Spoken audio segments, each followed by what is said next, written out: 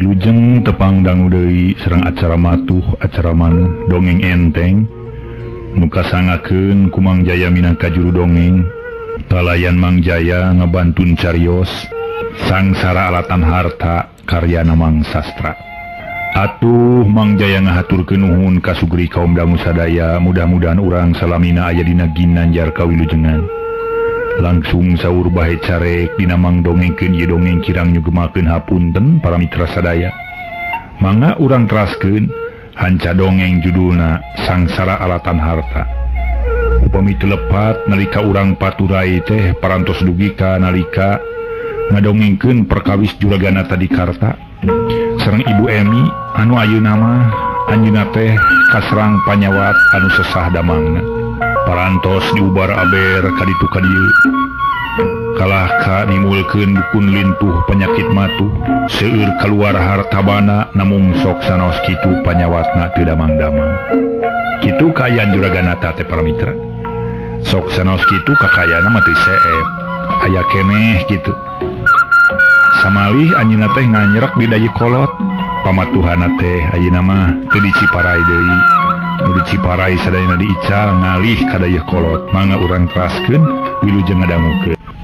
Sakumaha nu digambarkeun kamari? Di dayeuh kolot, hiji dayeuh di Tatar Bandung anu ayeuna mangkin gegek nyaeta pangeusina. Malah mah kaayaan dayeuh Bandung harita kabeneran pisan hade kasorenakeun. Puguh waktu ningang adina wangsana magrib. Hibar layung, puguh kaayaan teh jadi robah, dangdaunan anu tina hejo leuwih hejo katingalina. Leuwih seger kulantaran cahaya koneng nimulkeun di titingalian leuwih hegar. Malah tatangkalan anu katadina rada perang teh katingali rada hararejo. Meureun kitu kasilib ku warna anu memang warna ngan saukur pupulasan. Janten memang teu ningalikeun kaayaan nu sabenerna harita. Kulantaran wanci magrib teh layung hibar. Atuh puguh harita juragana ta katut Ibu Emi keur ngobrol teh. Malah tuluy manehna ngobrol ngaler ngidul. Tungtungna juragana ta nyarita deui. Nya, ibuna karasa ku apa teh ini, aduh urang geus sakieu kakolotanana. Hirup ningang di nanangan hiji penyakit anu memang teu cager-cager. Ieu apa karasana beki kolot teh beki ripuh. Jadi geuning dirasa-rasa teh lain senang urang geus kolot teh. Nu matak atuh apana ieu? Ibuna ge nepi ka kieu, ieu sirah nepi ka lilinieun salilahna. Aduh kumaha atuh urang teh nya? Nyakeun urang mah. Ayeuna mah urang geus meujeuna nyaeta. Kudu babalik pikir sumerah diri ka Pangeran anu Maha Kawasa. Anu baheula mah ku apa teh dipopohokeun diluli-luli lantaran memangnya kitu teh we urang teh kalaput kudunya. Malah mah ieu ibuna apa teh boga carita kieu geura. Kumaha kitu caritana teh pek atuh bejakeun. Darak-dak teh para mitra sadaya. Juragana tadi Karta ngadongengkeun lalakonna. Nyata lalakon waktu baheula inget kejadian baheula, inget kanu jadi minantuna anu katelah nyetitin teh. Tah kitu puguh ibuna. Ari apa teh inget ka nyetitin buah di mana eta budak teh nya. Luk teh tungkul harita Ibu Emi. Luk tungkul anu ayeuna kaayaanna geus sarua pada kolot. Kolot lain nanangan kasenangan. Lamun ceuk basa ayeuna mah geus waktuna dipangsiun teh geunah nangahning sila ipis. Ngadenge kaayaan budak anu ti culi herang mata puguh geunah karasana tapi sawangsulna prawargi.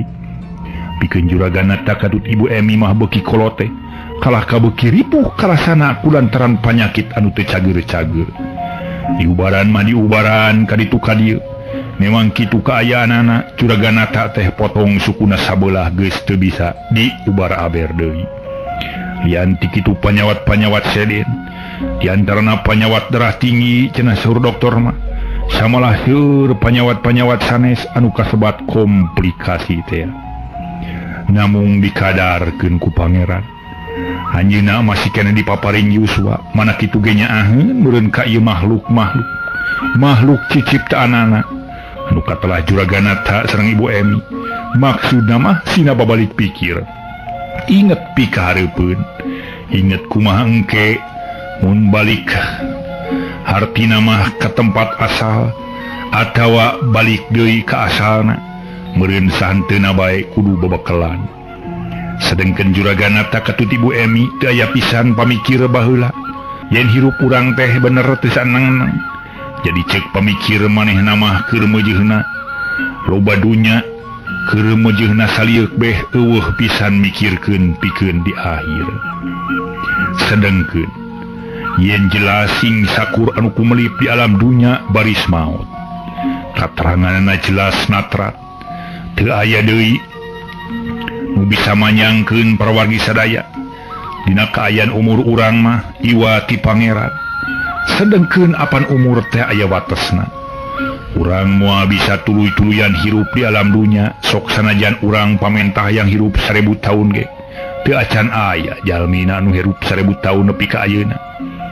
Aya ge hirup 1000 tahun nyata amal perbuatanana. Kitu diantawisna para wargi sadaya urang kudu ngawariskeun amal perbuatan teh ka anak incu urang perbuatan anu hade.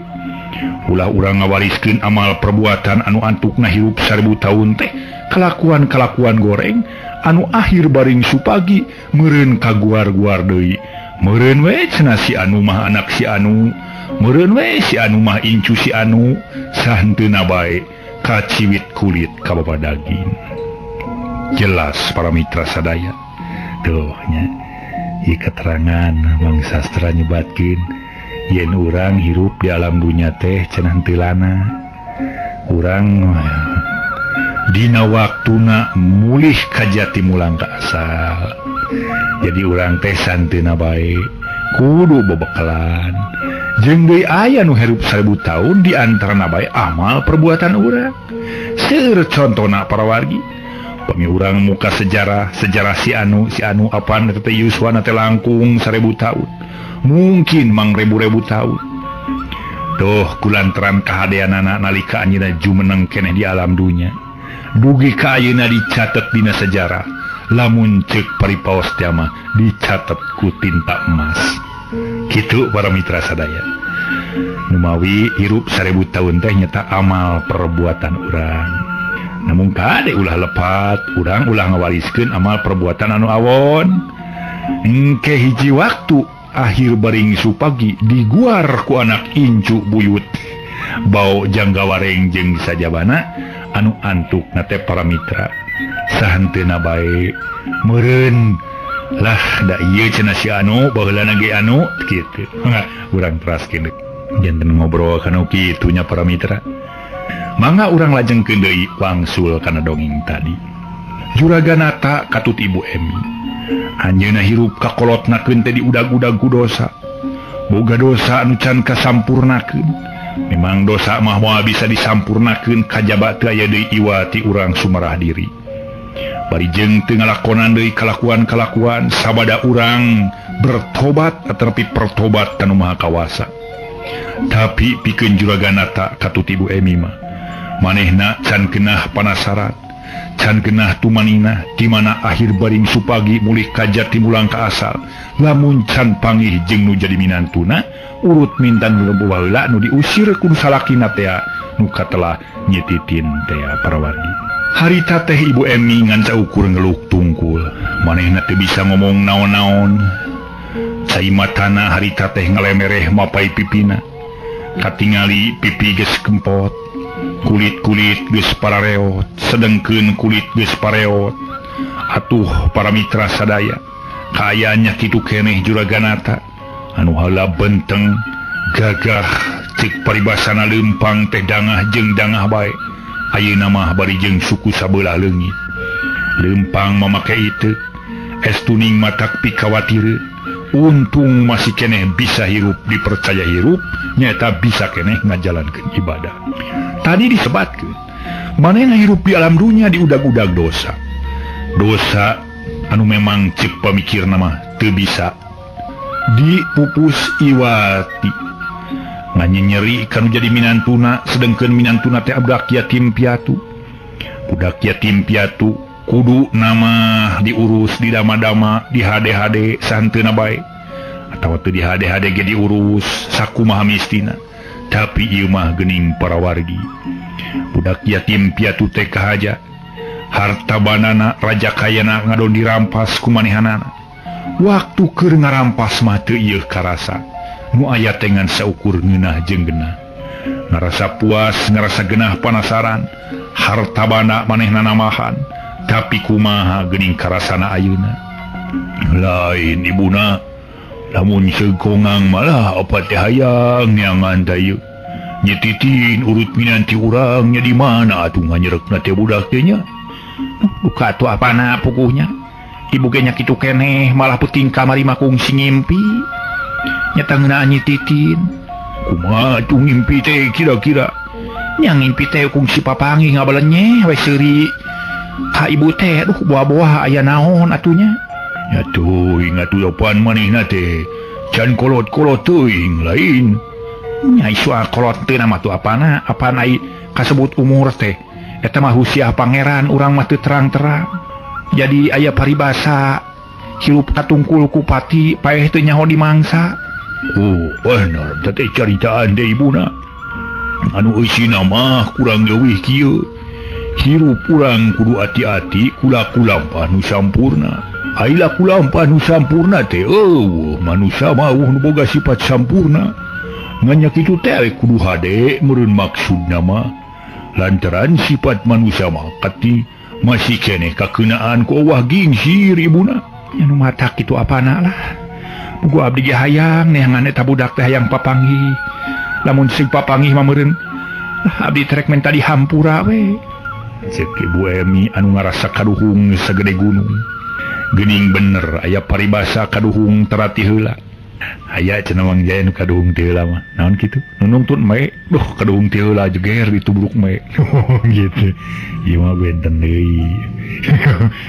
deui para mitra sadaya kaduhung terati heula memang leres para wargi kaduhung terati heula nafsu nu mata kaduhung badan nu katempuhan keur harita mah puguh genah tumaninah lir ibarat urang keur waktuna nganyu panggenah-genahna lagu nganyu tapi dina mayarna peureus kabina-bina make jeung kudu nyangcet ke duit ngabagi-bagi raja kaya keur mayarna tapi para wargi sadaya mudah-mudahan sok sanos kitu hutang-hutang urang kabayar sumangga para wargi urang wangsul deui kana dongeng tadi Juraganata katuti Bu Emi anjeunna nuju ngobrol upleknakeun sedengkeun para wargi sadaya waktu geus maju ka peuting memang ngobrolna teu karasa malah harita Juraganata nanya deui ini ibuna puguh apa teh inget wae teh kanu jadi anak ongkoh teh dianti kanu jadi urut minantu ge kidunya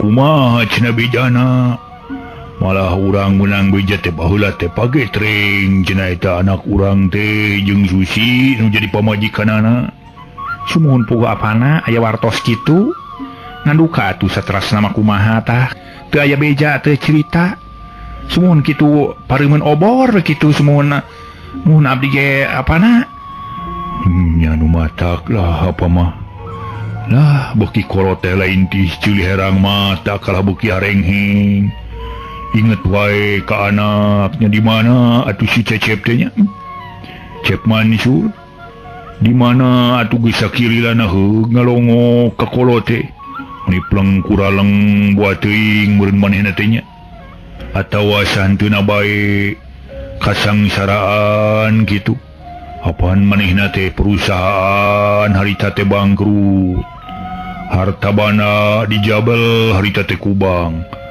kulantaran nginjem duit kredit apaan ka bank teh teu bisa kabayar lantarannya kitu teh we meureun mana kitu ge geus nasib da anak urang kudu ngalaman hiji kasangsaraan kitu tah ari kahayang teh diungung pulung di dieu numawi atuh apana da kahayang ibuna ge kitu lah nganya kitu teh we urang teu panggih jeung didiana jadi teu bisa ngobrol panjang lebar nya deungnya ieu mah pamajikanana cenah kitu peta goreng kalakuanana puguh ibu teh kudu aku tilu apana nya kudu aku tilu kumaha gitu nya kudu aku tilu teh kahiji di antarana bae ngarasa dosa ku nyititi kadua geuningan matak ieu nya hayo ibu teh ngajodokeun si Cecep ka Neng Susi geuningan kalah lain hade tungtungna teh kalah kagoreng da kitu teh we atuh Neng Susi teh geuninganan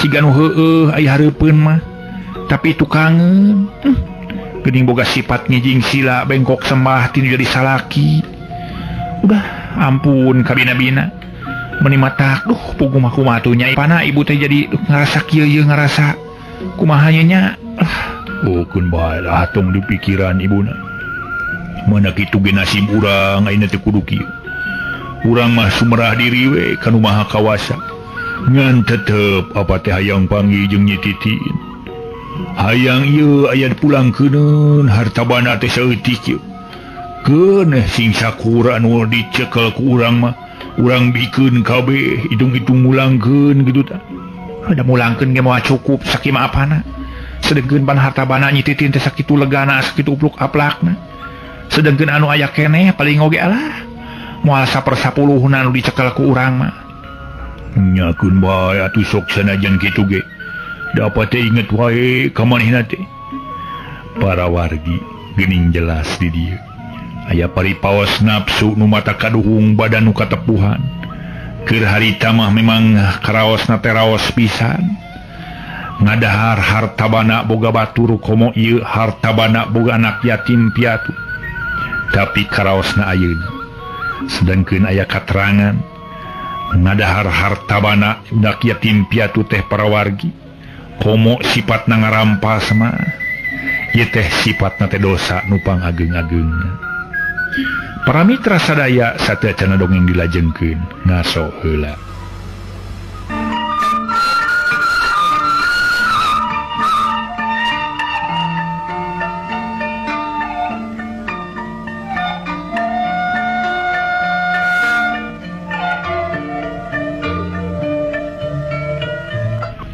sumanga ayeuna urang jujut deui lalakon anu kungsi katinggalkeun gaya sanes budak ngora nu keur meujeuhna balak kesenteng buta tulang buta daging keur meujeuhna loba kawani keur meujeuhna gede tanaga keur meujeuhna wani ngahareupan kahirupan anu memang perlu ku manehna dihareupan sedeng kaayaan memang kaayaan anu seuseut sehat pikeun budak ngora nu rek neruskeun lalampahanana nyaeta neangan pagawean sakitu beratna da ceuk beja mah ngasup ana pagawean ayeuna teh lain samarangan lain pagawean memeh sasarap cenah jadi sahenteuna bae manehna kudu boga hubungan jeung pimpinan atawa lamun teu boga hubungan manehna kudu ngaluarkeun biaya anu kacida gede waragadna samalah masuk kabejakeun waragad geus katarima atawa geus diserenkeun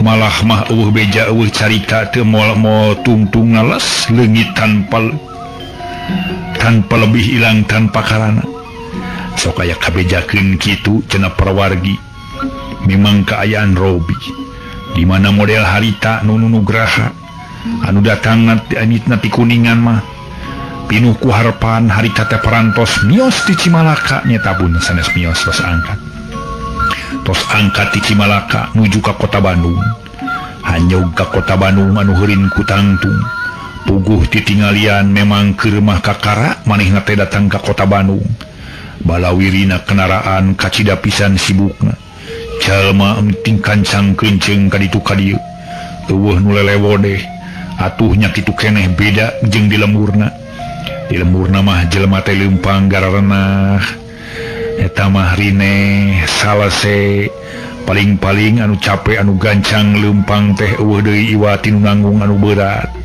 tapi na di Bandung mah sok sanajan jalma teu nanggung sok sanajan leumpang nangan kepat tapi gancang naker maklum memang diburu ku waktu jeung manehna muru kendaraan lolobana mah barang harita nu nugraha parantos anyog ka kota Bandung numpak beus sakumaha mistina anyog di Cicaheum hiji terminal tempat pangeureunnan beus didinya manehna kudu ganti lamun rek nuju ka tempat sejen.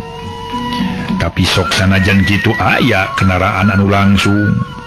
Model kendaraan di daerah Cicijing Majalengka nuju ka Jakarta teh liwat Bandung teh langsung ngan eureun sakedeung.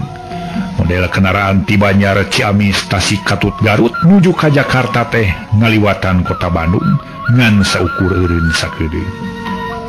Nu nugraha harita teh jerut turun luak lieu ningali kaayaan kacida pisan sibukna.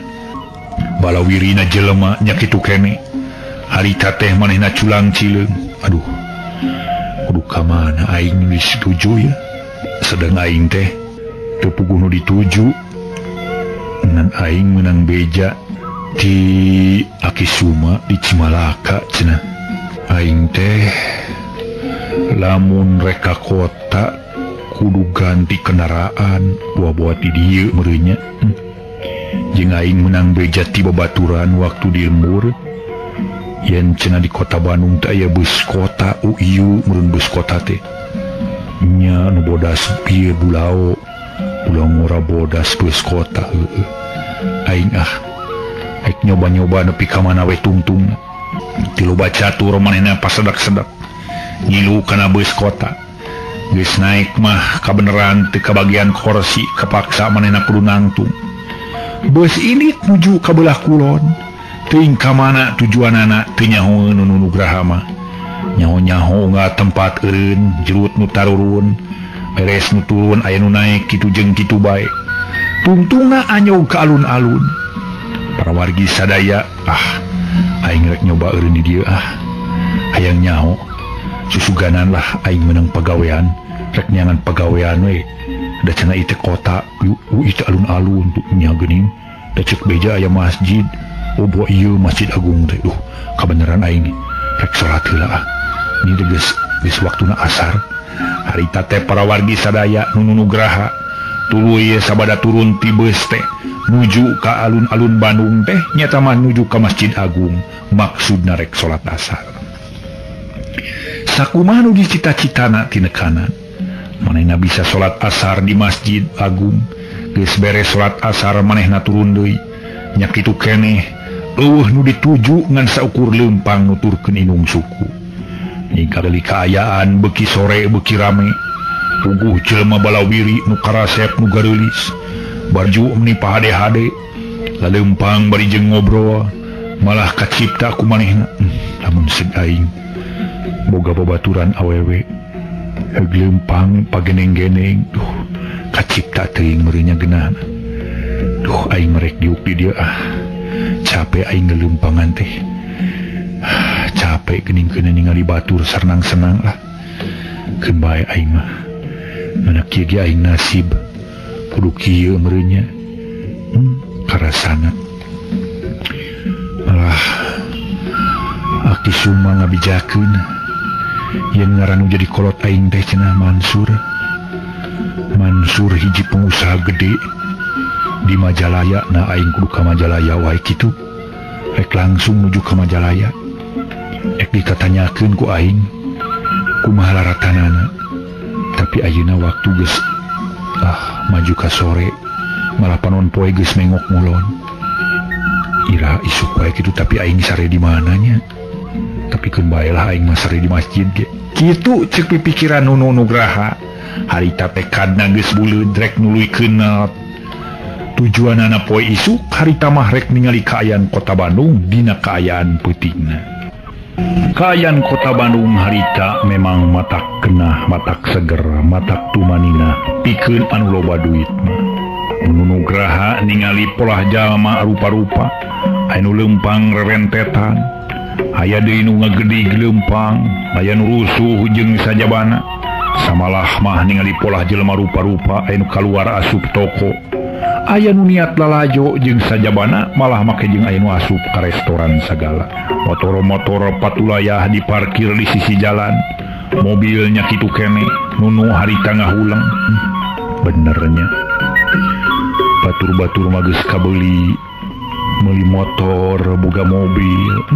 Bener hirup di dunia teh lir ibarat sawarga ceuk manehna mah. sagala kahayang kacumponan. Iraha atuh aing bisa ngalaman jiga batur. Buah aing mah moal kalaksanakeun meureunnya. Ningali motor ngan saukur ningali, kungsi numpak oge ngan saukur nginjeun ti babaturan. Waktu di lembur, waktu sakola. Da memang bener ketang. Tong boro di kota Bandung dalah di lembur aing ge. Nu beunghar mah beunghar, nu loba duit mah loba. Sedeng aing mah bari jeung teu nyaho nu jadi bapa, teung teuingeun bapa. Nepi ka teu bisa ngabayuan nu jadi anak. Da cita-cita nu teh hayang sakola luhur. Hayang sakola leuwih luhur, hayang jadi jelema anu berguna. Tapi geuning kieu kajadianana. Cita-cita ngan saukur cita-cita teu bisa tinekanan. Bapak teung teuingeun bapak. Nepi ka teu inget kanu jadi anak anu memang nunu lahir ke alam dunya teh perantaraan jadi indung jeung bapak. Sedengkeun ceuk beja cenah bapak aing teh kasebut sudagar beunghar. Tapi aing jeung nu jadi indung mewok di hiji lembur, hirup tina tanaga awewe. Indung aing kasebut jalma awewe rana. Tapi sakieu ge aingnya syukur alhamdulillah kanu maha suci. Masih cina bisa neruskeun sakola nepi ka tingkat SMA. Jurusan aing nu dicokot jurusan ilmu pasti pengetahuan alam. Sakieu ge aing geus ngarasa cukup. Keun bae mudah-mudahan jadi modal pikeun aing pikahareupeunana. Tapi keur naon deui ijazah. Sok sanajan ku aing dibawa oge. Dawa hartina meureun. Lamun aing teu bisa digawe mah nyarek coba-coba we aing derek ngadaptarkeun. Ti mimiti poe isuk pageto mah nganu penting. Aing isuk rek neang laratan nu jadi bapa heula. Susuganan bapa aing nu katra juragan Mansur masih kene aya. Ku aing rek ditanyakeun we isuk ka Majalaya. Kitu ceuk pamikir nu Nugraha. Harita manehna tamat sapeuting mitenan kalakuan jalma nu aya di kota Bandung para wargi. Atuh puguh dina jero sapeuting eta mah keur mah palebah meureun waktu jam 8 sore mah nepi peuting-peuting jam 8. Can tengah peuting maksudna. Meni raong ti unggal toko. Sora-sora pengeras suara anu nyaeta ngadagangkeun daganganana kabeh disebutan. Ngaran pakaian, ngaran bang sading kain jeung sajabana disarebutan. Teuing kumaha carana naha cenah unggal waktu jelema teh ngomong tuluy-tuluyan. Padahal ngagunakeun tape recorder ayeuna mah parantos zaman modern. Pikeun nu ngahulang bae. Manehna teh nepi ka antukna mah manehna tunuh teu kuat ku ngarasa tunuh keur mah capek di tengah perjalanan tadi. Kari-kari ayeuna geus ngarasa lalanggutan. Teu loba catur manehna terus ngadeuketan masjid. Kabeneran di dinya teh aya jelema nu keur lalangkarakan meureun maksudna marek sare. Nya kitu keneh. Nunu, duh aing kudu sare di mana ye? Tapi keun bae ketang. Sare di dieu ku aing dianggelan ku ye ku tas. Harita keneh bakat ku tunuh manepi ka dungsek Nunu Nugraha teu inget di naon-naon. Nyaho-nyaho para wargi kageingkeun ku azan subuh. Astagfirullahaladzim. Duh bakat ku capek meureun aing. Teu karasa aing sare dina tehel. Tapi tehel ge sakiheran ngagenclangna ketang. Bararesih duh. Aing dosa ieu. Lamun aing teu meresihan tempat ieu tapi teu nanaon ketang. Da teu dipake kotor ku aing ge. Aing kudu salat subuh heula. Harita keneh pus manehna ka cai. Atuh geus beres mah tuluy wudu parawargi beres di cai teh. Geus beres wudu tuluy manehna ngilu aub nyaeta salat subuh berjamaah. Isukna kira-kira wanci jam 8. Manehna geus nuju ka beulah kidul. Da ceuk tukang beca waktu nanyakeun teh jalan nu ka Majalaya teh ka mana? Nya dituduhkeun kudu init ka kebon kalapa. Nunu Nugraha lempang we nikreuh da ceuk tukang beca mah cenah deukeut. Teu kudu numpak beca cenah. Jeung dipake numpak beca mah mending dipake jajan. Puguh manehna nurut keur mah mawa bekal henteu loba. Ngan cukup keur manehna hirup kira-kira saminggu. Kari-kari hirup di kota Bandung nu sagala susah. Ceuk paribasa tong brodahar dalah dikiih atawa kahampangan oge kudu mayar. Ora wargi sadaya. Deuh ieu mah ye. Kahampangan gedah mayar. memang leres warawargi bade kacai ka WC karsan pansok aya WC umum namun upami urang teu mayar hawatos kanu jagana mangga urang teraskeun para mitra lalampahan nu nugraha urang tuluikeun anyog ka kebon kalapa manehna ge da nyaho beus-beus mah tuluy dibacaan hareupna katingali Majalaya Bandung PP artina mah Majalaya Bandung pulang pergi teu loba catur naek kana beus teu tatanya heula da geus pasti eta beus nuju ka Majalaya lila oge nungguan penumpang lila-lila mah para wargi bari jeung panas hawa di jero beus teh penumpang pinuh geus pinuh mah atuh beus teh mangkat nuju ka Majalaya di jalan teu dicaturkeun dayeuh kolot kaliwat nya kitu keneh daerah-daerah sejen agak kaliwat malah mah para wargi Ciparai geus kaliwat anyog ka Majalaya eureun di alun-alun di sakumaha mistina turun ti Majalaya manehna nanyakeun ka ditu ka dieu malah mah para wargi harita teh manehna nanyakeun ka nu dagang kabeneran aya tukang cikopi sup ka tukang cikopi ieu mang teh manis mang hiji moal ajang teh sareng kuehna tuh ye mangga we nyanakanlah ku anjeun mangga kue naon itu mang oh itu teh kue mangkok yang sanes kue mangkok eta kue kenong gitu kumargi ya cita karena juga kenong gitu jadi namina kue kenong semua nembe abdi meningali ujang di mana gitu nembe ka dieu mau ya abdi memang tebih di ditu di Kuningan jadi ujang di Kuningan ya umurnya tutugan Gunung Ciremay nya sumun geuning mang Kuningan nya da mangge kungsi baheula ka ditu kumaha bejana yang di ditu ayeuna daya beja naon-naon mang biasa we nya syukur we nah rek mana ujang teh kaleresan mah di bade tumaros dupi mang kinten-kintena uninga ka Juragan Mansur gitu Juragan Mansur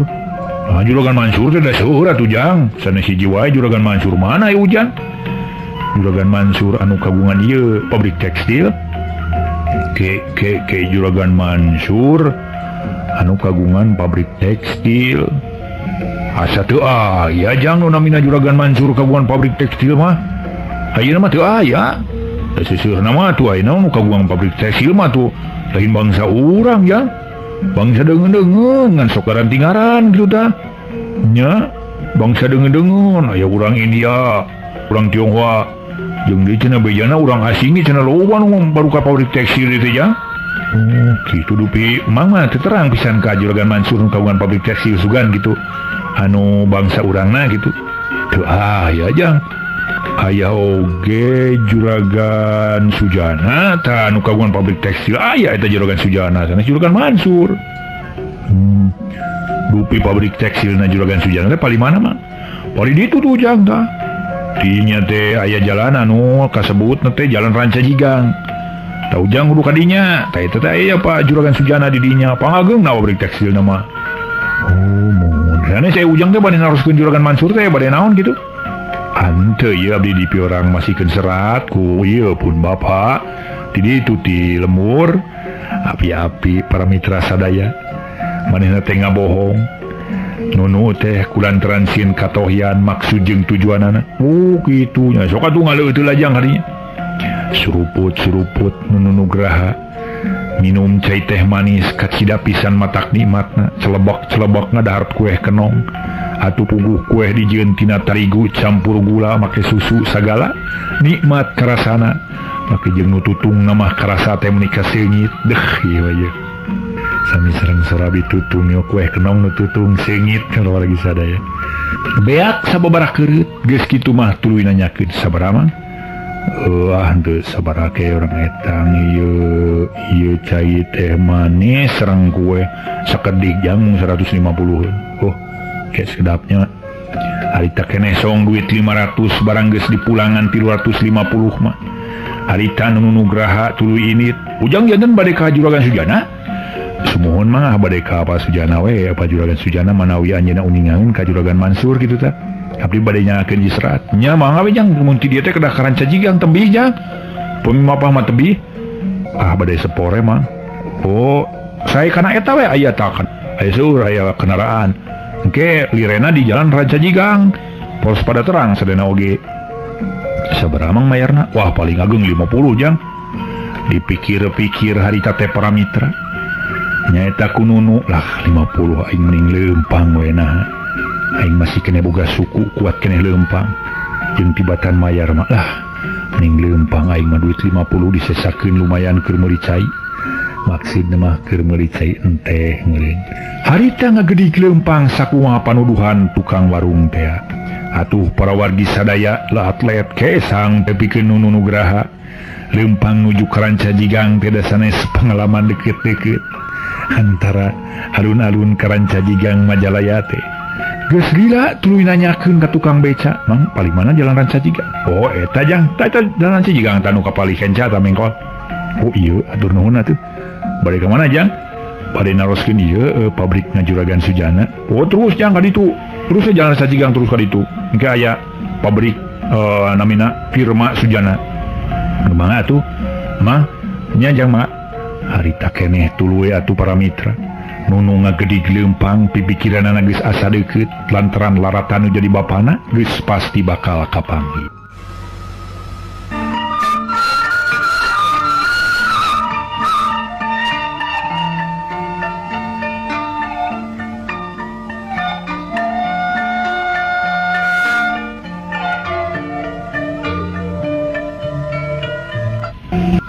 Para wargi anu mulia nu sami-sami ngabandungan dongeng enteng pelalampahanana nunu nugraha harita teh memang matak pikawatireun leumpang nekrih nikreuh we luwut let kesang geus ngagarajag dina saawak-awak da memang zaman ayeuna malin zaman baheula lamun baheula mah pantes jelema rek leumpang jauh teh kulantaran teu aya kendaraan aya paripaos leumpang mileuweungan ge pantes deui nyorang akar nguminjang kar pantes ari ayeuna mah para wargi dina kaayaan zaman modern teh lamun kabeneran jelema leumpang komo bari tungkul mah make sok diheureuyan sagala rupa ku numpak mobil teh majarkeun teh cenah keur neangan naon cenah keur mulungan naon make jeung tutungkulan sagala tuh aya aturan kitu zaman ayeuna mah memang kaayaan zaman maju kasuklakna kasiklukna aya paripaos tinang rang lila beurang tinang week lila poek kanang rang lila beurang kanang week lila poek teh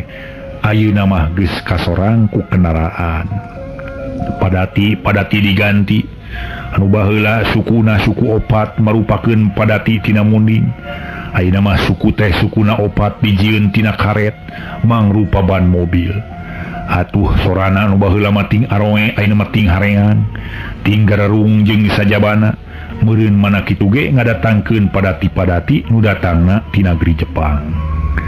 Jelas para mitra kaayaan lalampahan nunu nugraha dina kaayaan batur ting gararung numpak motor dina kaayaan batur ting hareang numpak mobil manehna manikreuh bari jeung teu ngingetkeun di kacape nuju hayang gancang-gancang anyog ka firma Sujana teh kabeneran teu lila leumpang di belah katuhu aya tulisan Fa Sujana nu hartina mah firma Surjana oh iya meureun ditujukeun ku tukang beca jeung ku si emang tukang warung teh aing rek nyoba-nyoba asup kakarage nuju kana pintu gerbang geus ditanya manten ku petugas ada apa saudara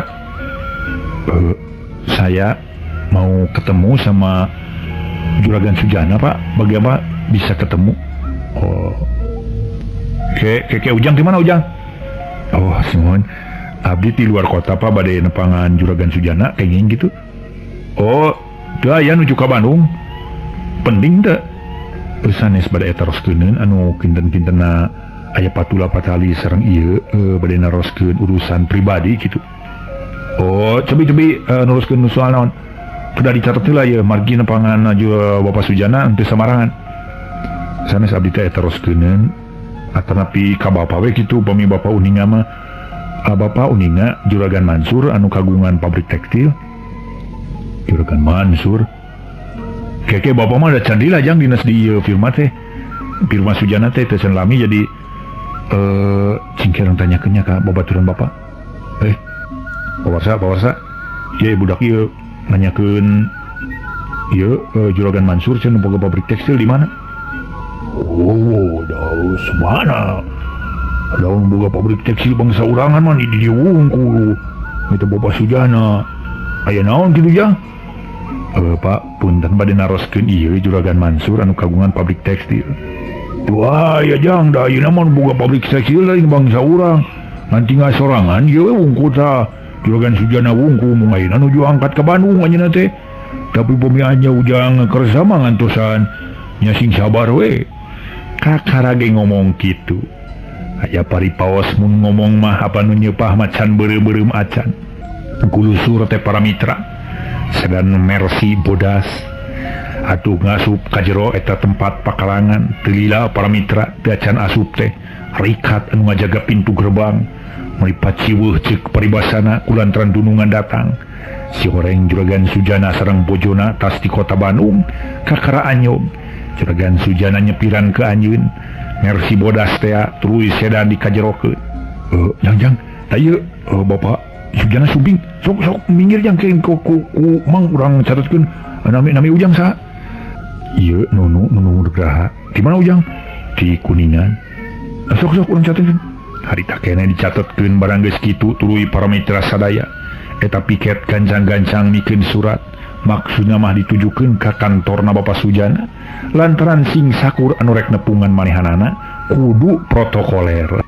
Delila para mitra sadaya aya panggilan kulantaran eueuh semah sejen. Jadi jigana bae nunu teh kabeneran pisan. Jang Ujang desa kalebat cenah. Nah memang hubungan antara piket jeung kantorna Bapak Sujana nganggo intercom jadi gampil wae manggil jalmi. Harita keneh tuluy manehna keketrok kana pantok kamar kantorna Juragan Sujana. Masuk di jero anu nyarita. Wilujeng siang Pak, Wilujeng siang. Calik Jang. Di mana Ujang deh? Abdi Pak di Kuningan. Aya naon gitu? Ya Bapak mah teu narima lamaran ayeuna mah. Geus ripuh Bapak teh teu narima di pagawe. Sanes bade ngalamar pada melan Pak abdi teh bade nu ditaroskeun. Aya tanyakeun. Soal naon Jang? Nuhun kumargi Bapak janten mung hiji-hijina pengusaha pribumi di bidang pertekstilan abdi teh bade tumaros upi Bapak uninga ka Juragan Mansur anu kagungan pabrik tekstil. Juragan Mansur sumuhun Pak Juragan Mansur anu kagungan pabrik tekstil di Majalaya surna teh. Ke Juragan Mansur mana Jang? Duka abdi teh mung wartosna Juragan Mansur teh nyata putrana Juragan Nata. Oh, Ujang teh nanyakeun Pak Mansur. Sumuhun Pak, Bapak uninga. Bari seuri para mitra sadaya harita nunu kulantaran Juragan Sujana ge katingali marah mai. Kieu Jang ye. Ai Juragan Mansur teh ayeuna mah parantos henteu icicibung dina tekstil deui. Ayeuna parantos liren. Lamun pabrik nama nu dicicingan ku Bapak ayeuna, ieu pabrik teh disita ku bank. Ngan Bapak bisa ngalunasan ka bank, jadi minangkana mah itu dilelang pabrik teh. Beudangna ku Bapak gitu. Oh, dupi salajengna ka mana atuh Juragan Mansur teh? Bapak? Oh nya eta teh nya, Bapak ge. Aisyah terus nama ngan geus gila ieu kajadian teh. Parantos lami kinten-kinten sabaraha taun, Pak? Ya kurang leuwih aya kana meureun kana 15 tahun mah. Oh, parantos lami atunya. Harita nunu ngeluh. Lir ibarat buek menang mabuk teh sanes bobodohan. Kapupuh puhut seuli teh para wargi. Kulantaran tadi nama siga nu heueuh manehna bakal panggih jeung nu jadi bapana, kari-kari geuning pegat deui bae laratanana, manehna teh teu bisa manggihan nu jadi bapana. Waktosna seep.